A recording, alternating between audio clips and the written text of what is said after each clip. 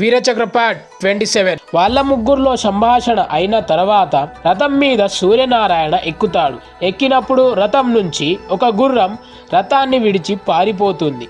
Keshava: sir, మీరు ఎక్కారో లేదో నా గుర్రం అయితే పారిపోయింది. వాసు: ఏంటి తాతయ్య, నువ్వెక్కావు కానీ గుర్రం అయితే పారిపోయింది. సూర్యనారాయణ: నా దురదృష్టం బాబు, ఆ గుర్రాన్ని వెళ్ళి తీసుకురారా. కేశవ: సార్, కొద్దిసేపు కూర్చోండి, నేను ఆ గుర్రాన్ని తీసుకొస్తాను.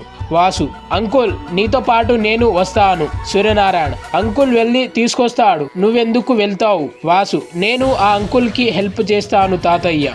సూర్యనారాయణ: నేను ఒక్కడనే ఉండి ఇక్కడేం చేస్తాను, నేను కూడా మీతో పాటు వస్తాను. కేశవ: సరే సార్, పదండి పోదాం. అప్పుడు వీళ్ళు ముగ్గురు గుర్రం వెంట పరిగెత్తారు. గుర్రం ఎంతో స్పీడ్ గా పరిగెత్తుతున్నది. వీళ్ళు ముగ్గురు కూడా గుర్రం వెనకాల పరిగెత్తుతూనే ఉన్నారు. కానీ వీళ్లకు గుర్రం అయితే దొరుకుతలేదు. నువ్వేమనుకుంటున్నావు, గుర్రం దొరుకుతుందా?